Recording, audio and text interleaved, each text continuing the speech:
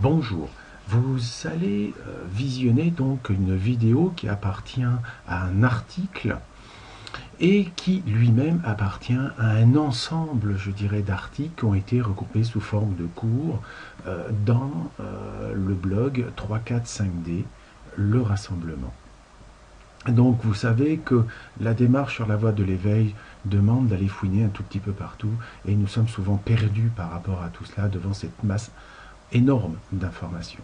Donc à ce titre, eh bien, sur ce blog, eh bien, vous aurez la possibilité de pouvoir, je dirais, aller à votre rythme en regardant par exemple quels sont les préalables au cours, le cours lui-même divisé en 12 chapitres, ainsi qu'avec les suppléments. Hein. Donc pour les autres parties, eh bien, vous aurez l'occasion de découvrir quand vous y viendrez. Donc n'hésitez pas, quand vous aurez visualisé cette vidéo, d'aller visiter le lien de l'article lui-même et ensuite, eh bien, ce sera à vous de faire votre propre chemin selon votre cœur. Merci, au revoir.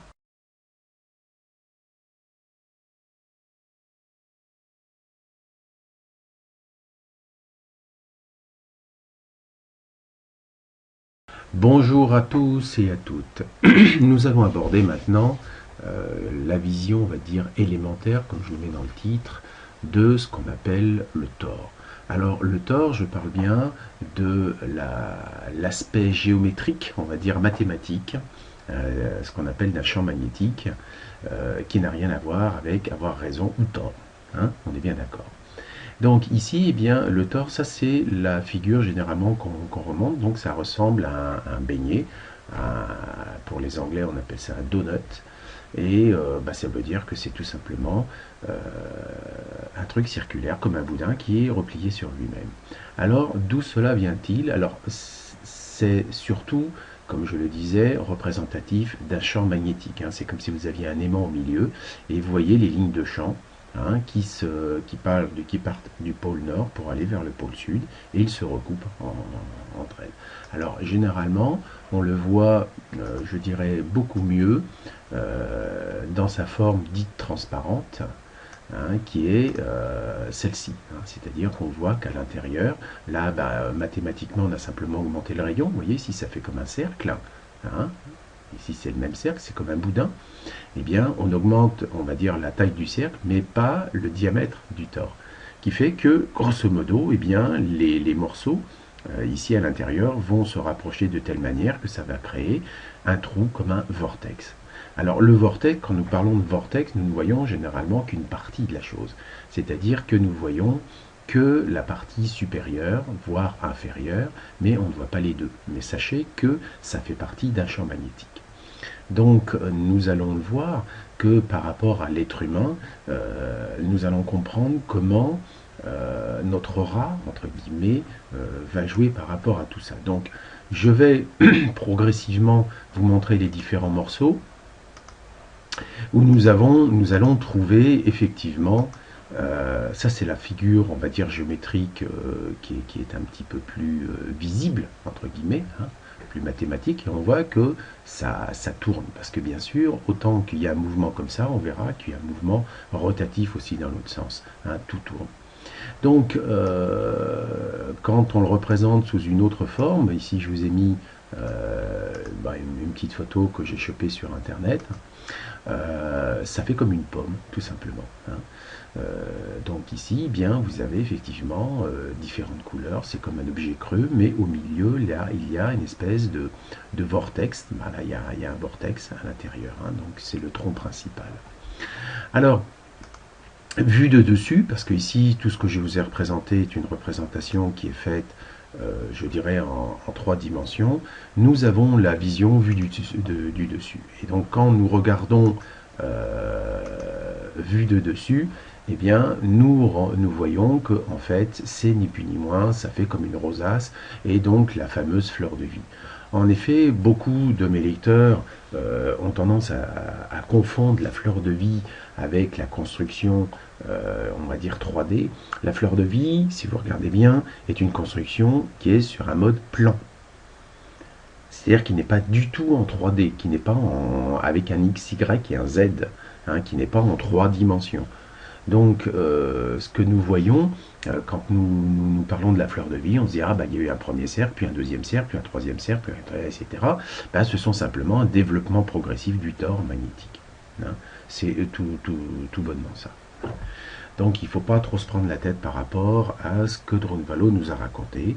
Il a, comme je dis, ouvert le chemin, il a montré, entre guillemets, qu'il existait la fleur de vie, ainsi que la fameuse Merkaba, qui, je vous rappelle, correspond à notre véhicule de lumière. Mais tout ceci s'expliquera beaucoup mieux au fil des articles que je vais vous faire, parce que Drunvalo a ouvert le chemin, mais il n'a, comme dirait l'autre, il a fait la première marche et puis il s'est arrêté là. Maintenant, bien, ce que je vous propose, c'est de monter à la deuxième, voire à la troisième marche, donc de dépasser la notion, excusez-moi, très simpliste que Drunvalo a mis à l'époque. Hein. Donc je rappelle, ce qu'il dit est vrai, sauf que c'était un début de commencement.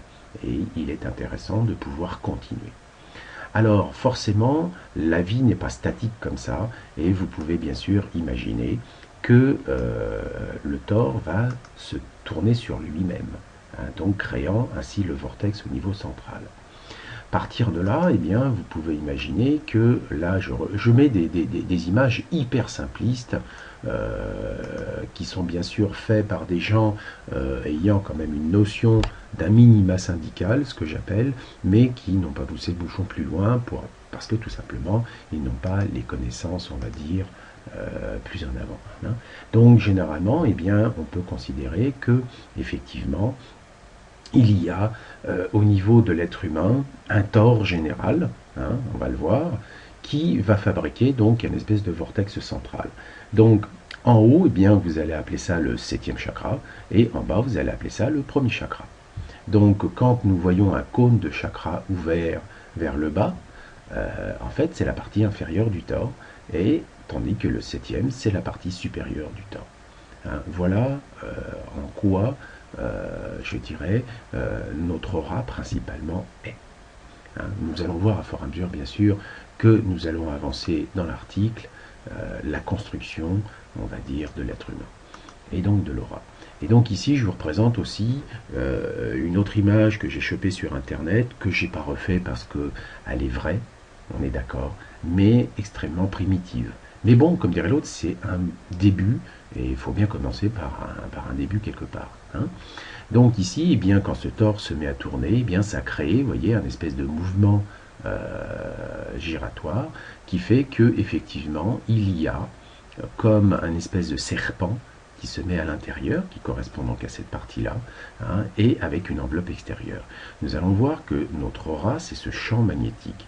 Et nous allons donc avoir une aura qui va être proche, et nous verrons que cette forme extérieure viendra épouser ce que nous appelons notre véhicule de lumière. Donc le véhicule de lumière, c'est l'enveloppe, la forme de l'enveloppe extérieure, alors que notre aura est plutôt le vortex principal, on va dire qu'elle est là, et qui va constituer, ni plus ni moins, nos 7 chakras. Nous allons voir comment un tore peut être imbriqué dans d'autres tores. Et nous verrons par la même occasion quelle est la structure, on va dire, en 3 couches principales de notre aura. Donc déjà, eh bien, nous avons le premier tore en lui-même que je représentais en noir, vous allez comprendre pourquoi, noir et blanc, puisque ça sera le tore de la dualité. Ensuite, eh bien, à l'intérieur du tore de la dualité viendra s'inclure un autre tore qui sera celui en fait des couleurs. Et ensuite, nous allons avoir le dernier qui sera le tore de ce qui représente l'élément, on va dire, masculin, c'est-à-dire la matière, le son. Hein. Donc nous allons voir ça maintenant un tout petit peu plus en détail, c'est simplement pour vous montrer que c'est comme des anneaux, vous savez, comme une bague, simplement, il y a 3 bagues qui sont enchevêtrées, imbriquées les unes dans les autres. Donc maintenant je vais les retirer pour commencer vous montrer en fait à quoi correspond chaque morceau. Donc comme j'ai pu vous le montrer dans la vidéo précédente, eh bien nous avons ici à l'intérieur donc de ce tore, hein, puisque ça c'est le tore, le champ magnétique, vous imaginez que ça c'est le pôle nord, que ça c'est le pôle sud, et que les lignes de champ tournent. Hein, d'accord? donc elle tourne comme cela, et eh bien, ça crée donc ce fameux champ magnétique. À l'intérieur, eh bien, nous allons avoir un vortex en bas et un vortex en haut qui se rejoignent. C'est comme un cyclone en fait, parce qu'un cyclone c'est un tore, tout simplement. Donc ici, pour des raisons graphiques, c'est un tout petit peu coupé, mais je pense que vous pouvez comprendre et passer au-delà de cela. Donc ici, nous sommes dans le cône dit de la dualité. Donc ici, je vais représenter, donc ça peut être un chakra, mais on verra que ça peut être aussi l'ensemble de l'aura dans la troisième vidéo de cet article. Mais commençons par les choses, on va dire, simples. Donc le premier cône est le cône de la dualité. Et c'est pour ça que quand, au niveau de notre aura, la première réflexion, puisque le monde est forcément dualité, dans le sens que c'est un aimant, avec un pôle sud et un pôle nord. Et autant vous pouvez couper l'aimant petit, vous arriverez à un moment donné, de toute façon, que vous aurez toujours un pôle nord et un pôle sud. Vous ne pourrez jamais, jamais, jamais fusionner les deux, puisque le principe même de la nature est fait que c'est un monde duel. Donc je rappelle que passer en 4D, 5D, ce n'est pas supprimer la dualité, c'est la comprendre et la maîtriser. C'est-à-dire faire fonctionner le pôle nord et le pôle sud ensemble, sachant qu'on ne pourra jamais les fusionner. On ne peut pas fusionner les deux. C'est impossible. Par contre, savoir l'utiliser correctement afin de bénéficier du champ magnétique créé, alors là, c'est une autre paire de manches. D'accord? Et c'est ce que nous allons faire, tôt ou tard, d'une certaine manière.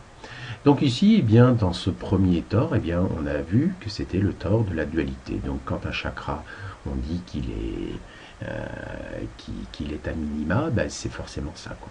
Ensuite, quand nous allons ouvrir nos chakras, entre guillemets, nous allons passer au stade bien sûr supérieur, c'est-à-dire que nous allons aller voir qu'est-ce qui se passe au niveau du deuxième tore à l'intérieur, que je vous rappelle, si je le mets ici, eh bien c'est celui qui va correspondre à toutes les couleurs.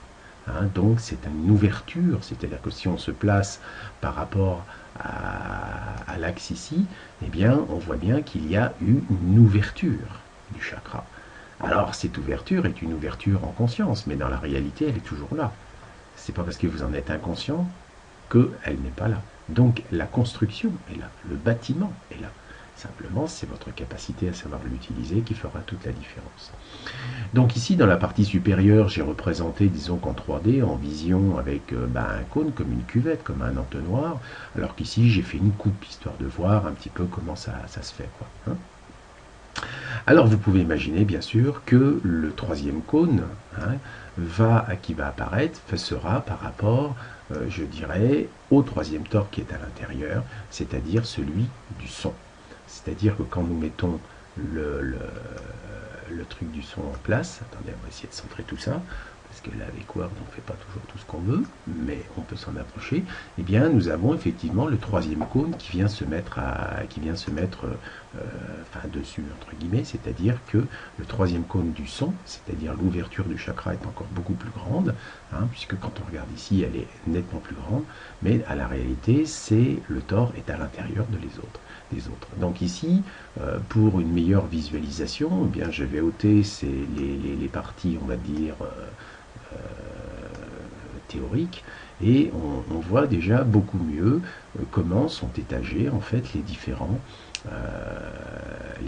tores entre eux. Donc ce que nous voyons en tant que vortex ne sont que la partie centrale, je vous le rappelle. Voilà, donc ça c'était la vision, entre guillemets, que nous avons d'un tore et des applications pratiques.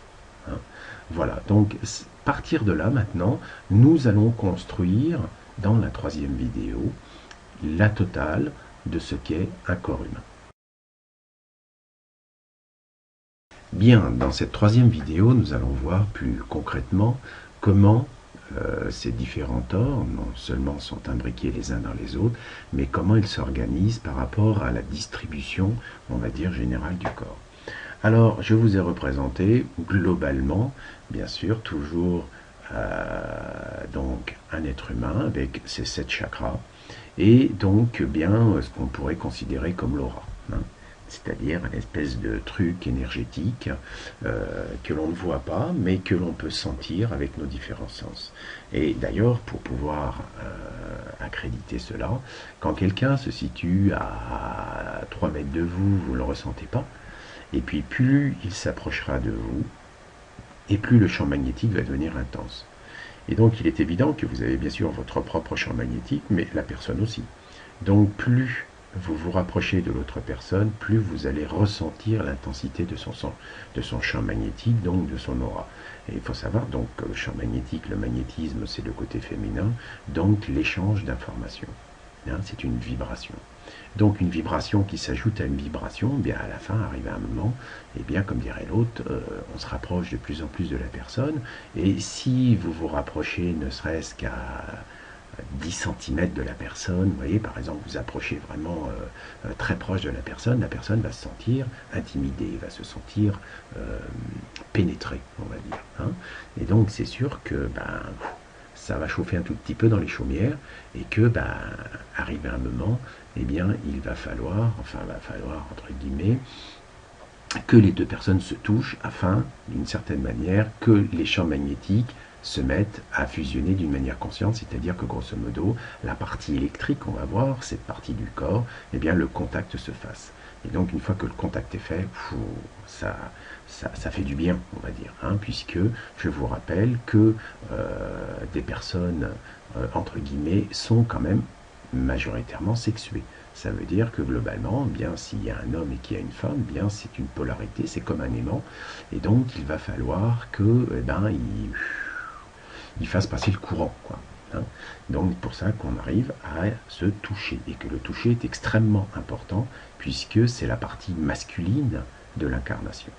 Hein. Donc quand la partie féminine rentre en contact très fort avec une autre partie féminine, arrive à un moment, il faut que ça concrétise un tout petit peu. Hein.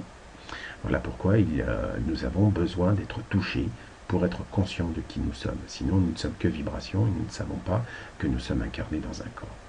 Bon, bref. Donc maintenant, eh bien, je vais donc vous représenter un tout petit peu plus en avant comment les choses sont imbriquées les unes par rapport aux autres. Donc, je vais commencer par positionner ce que j'appelle le premier vortex, hein, celui qui fait que nous sommes connectés entre le haut et le bas. Hein.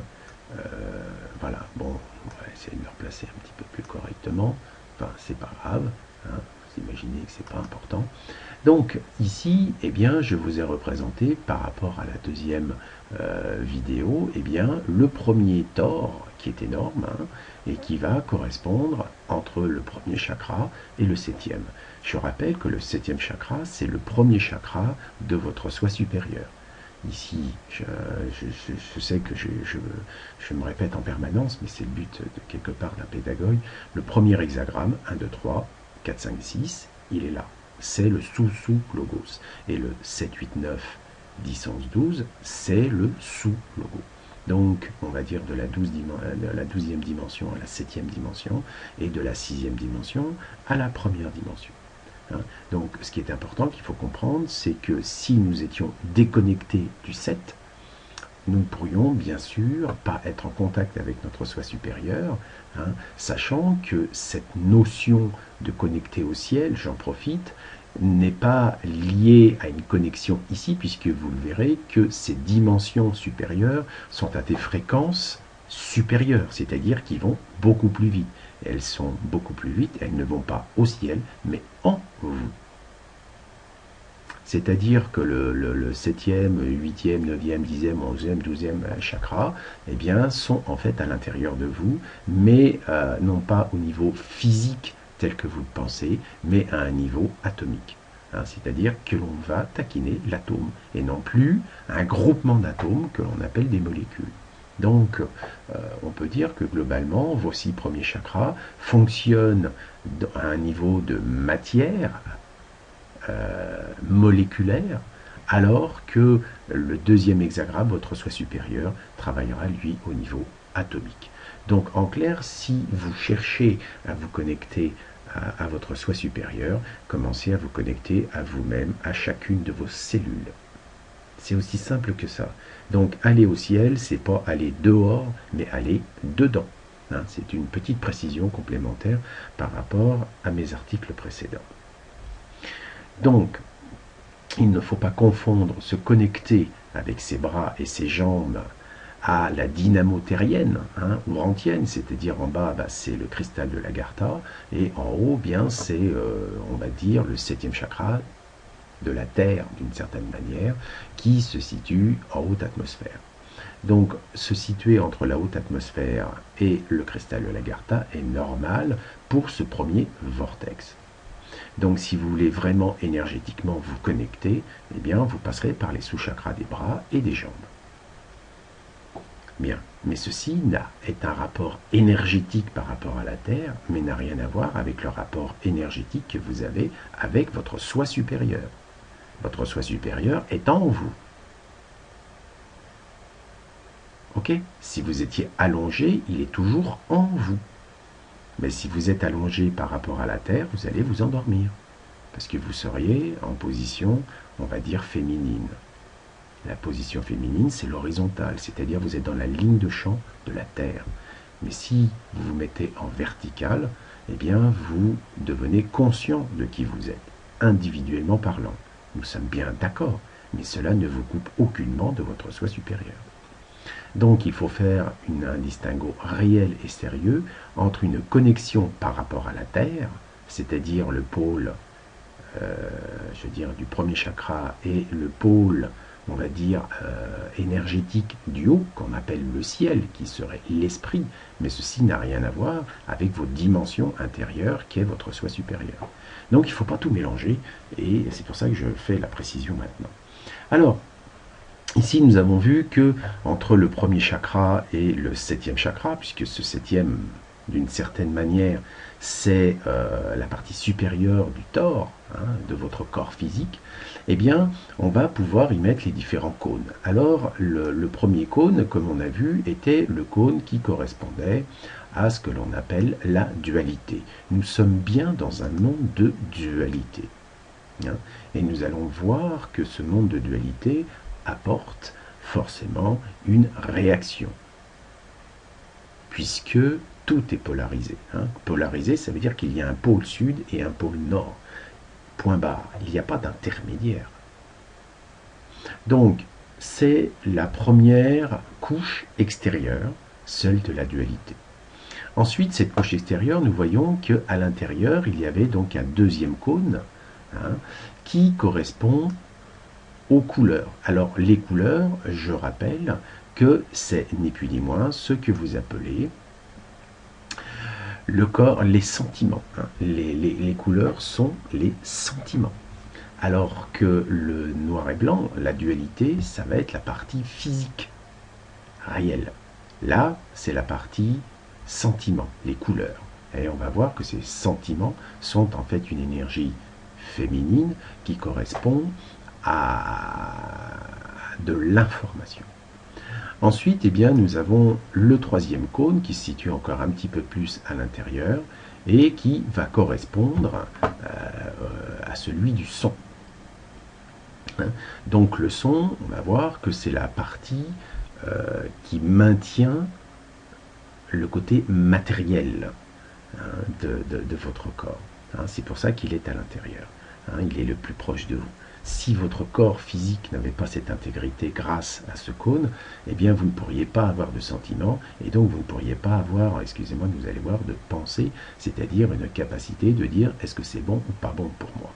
Vous allez voir que dans les prochains articles, nous allons découvrir que cette structure, je dirais, énergétique, a une liaison absolument directe avec nos façons de regarder le monde. Et vous allez voir, c'est assez marrant de regarder ça. Mais bon, nous verrons ça dans un prochain article.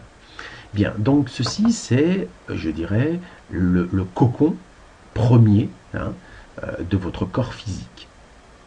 Bien, maintenant que nous avons un premier, un 7e chakra, le 7e, je rappelle, c'est le premier chakra de ce qu'il y a au-dessus. Hein, de au-dessus, dans le sens soi supérieur, alors qu'ici on est dans le soi inférieur. Donc on a la représentation d'un premier chakra et d'un premier chakra. Pour nous c'est le 7e, mais en fait c'est le premier d'au-dessus. Donc c'est la construction minimale. Or, les chakras sont aussi ce qu'on appelle des plans d'expérience. Et c'est là que nous allons voir que, à travers ce tore, eh bien, nous allons avoir, ni plus ni moins, eh bien, des tores intermédiaires. Et ces tores intermédiaires, eh bien, ça va être par exemple celui du 2e chakra. C'est-à-dire que là, eh bien, vous avez bien un 2e chakra. Simplement, il est placé horizontalement, c'est-à-dire perpendiculairement à votre axe principal. Donc, comme dirait l'autre, c'est, si vous pouviez imaginer, eh bien, vous avez une espèce de donut ici, de boudin replié sur lui-même, et à l'intérieur, eh bien, on en a remis un autre, qui est coupé en travers. Hein. Donc, petit à petit, vous allez voir que, bon, ça demande une petite représentation visuelle, mais globalement, c'est ce qui se passe. Et nous verrons, toujours dans un article ultérieur, nous verrons là aussi que c'est pas fait par hasard tout ça. Hein. Mais bon, comme dirait l'autre, chaque chose en son temps. Donc là, eh bien, je vous ai mis le minima syndical, l'hexagramme, le premier trigramme, excusez-moi, inférieur, qui correspond à l'élément lourd, c'est-à-dire vous allez avoir un premier chakra qui vous amène l'énergie, la fameuse Kundalini, si vous voulez, hein, l'eau chaude, ce que j'appelle, et qui va bien sûr être alimenté par la vibration, puisque ça c'est l'aspect matériel, la vibration, et on va avoir donc le premier moteur de la Terre, donc ça c'est le fameux chi, la fameuse énergie que tout le monde essaye d'avoir dans les tripes, hein, et c'est effectivement ce qui vous fait bouger le cul. Parce que ça, c'est la machinerie. Ça serait, comme dirait l'autre, le transformateur. Et ici, comment dire, c'est le courant qui passe dans le transformateur. Donc là, c'est la partie physique, ça, c'est la partie vibratoire. Donc, c'est le moteur de la Terre. À partir de là, eh bien, on va pouvoir passer, bien sûr, dans le moteur du ciel, qui va être constitué d'abord, je dirais, du mental, du 3e chakra, qu'on appelle le plexus solaire, comme par exemple, c'est-à-dire celui qui va distribuer l'énergie. Donc là, vous avez la génératrice, ici vous avez l'électricité, et ici vous avez celui qui distribue l'électricité. Et celui qui distribue l'électricité, d'une certaine manière, c'est le poste de commande de toute la matière qu'il y a là. On est d'accord. À partir de là, eh bien, nous allons passer au 4e chakra, qui lui est un chakra qui est relié, je vous le rappelle, au sentiment. Attendez, voilà. Qui est relié au sentiment. Donc le sentiment, eh bien là on passe du 3e au 4e, donc il y a le voile de l'oubli. Le sentiment, c'est la partie vibratoire, on va dire, de l'installation électrique et des commandes. Ça veut dire que si la commande commence à paniquer, ici, comme dirait l'autre, il va y avoir une surchauffe. Et s'il y a une surchauffe, ça va griller quelque part. Et généralement, quand il y a une surchauffe, on va sonner l'alarme. Et l'alarme, c'est pas difficile dans notre cas, ça va être notre capacité de co-création. C'est-à-dire, on va parler, on va émettre du son. Donc, vous pouvez voir que ici, autant le premier moteur de la Terre va être en contact avec le cône de la dualité, autant le moteur de l'humain va être en contact avec le cône du sentiment, d'accord? Puisque vous allez avoir votre mental qui va gérer la dualité, qui va dire c'est bon, c'est pas bon pour moi, ce qui va générer un sentiment, et un sentiment va générer un son. Or, vous savez que le son, on va voir que c'est le moteur du ciel, c'est le moteur de la co-création. Donc, quand on dit qu'au début était le verbe, au commencement était le verbe, effectivement, c'est par le verbe, et on va le voir que le verbe se constitue de deux choses, c'est-à-dire qu'il va avoir une partie vibratoire, qui est donc le 6e chakra, et qui va correspondre à l'information reçue de l'esprit, d'une certaine manière, et qui va se concrétiser par l'émission d'un son. Mais cette émission du son va être directement proportionnelle à la chauffe du sentiment, qui lui-même est directement proportionnel à votre interprétation de la dualité qui se situe en dessous. Donc on voit qu'il y a un étagement, un empilement qui correspond en fait aux différents cônes de nos chakras. Alors, bien sûr, quand vous regardez bien, vous dites, bah oui, on a 7 chakras, mais si vous voyez bien, en fait, nous avons 1, 2, 3, 4, 5, qui est le chiffre de l'homme, qui est coincé dans un chakra principal, qui est, lui, coupé en deux, entre guillemets, par rapport à nous. Hein? Mais dans la réalité, nous n'avons pas vraiment 7 chakras, dans le sens que le premier chakra et le 7e ne sont pas des chakras, on va dire, doubles. C'est un même chakra, entre guillemets, mais qui est coupé en deux, c'est-à-dire dans lequel nous nous insérons. Donc je sais que ça peut couper un petit peu la logique binaire de la dualité du pré-humain 3D, mais c'est ainsi que ça fonctionne. Donc il faut bien comprendre quelle est la notion du moteur de la Terre, qui est donc la partie très matérielle, celle qui fournit l'énergie, l'eau chaude, la partie du moteur du ciel qui va fournir l'eau froide, c'est-à-dire celle qui va maîtriser l'eau chaude, dans le sens que maîtriser, éteindre le feu, hein, d'une certaine manière.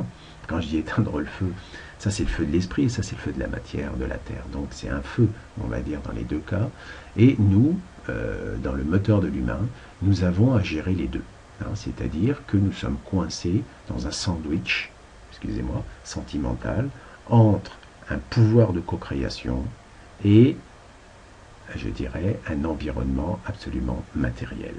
Donc, vous pouvez imaginer que si vous n'avez pas la paix du mental, c'est-à-dire de ce qui est en contact entre, je dirais, la dualité, le moteur de la dualité, ce serait la frontière entre ces deux parties-là, si vous n'avez pas, je dirais, la paix du mental, vous ne pourrez pas avoir la paix des sentiments. Et si vous n'avez pas la paix des sentiments, vous ne pourrez pas alors contrôler, maîtriser votre co-création.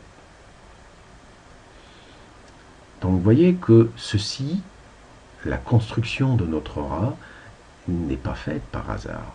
Et que tout ce que nous pensons psychologique, machin chose, ne sont en fait que un même élément, mais traduit dans des fréquences différentes. Ce que vous avez en pensée, ce que vous avez en sentiment, ne sont que l'expression de quelque chose de physique, matériel, parce qu'un champ magnétique, c'est aussi matériel qu'une autre chose, nous pouvons le mesurer, nous pouvons le constater. Si vous prenez un aimant, il attirera bien la ferraille, nous sommes bien d'accord, donc vous pouvez voir que ça fonctionne, comme d'ailleurs toutes les ondes radio, électromagnétiques, etc. Donc le magnétisme est même à l'idée de l'électrisme, mais d'une certaine manière, tout ce que nous pouvons penser et ressentir en nous n'est qu'une traduction matérielle d'une vibration qui est. Voilà.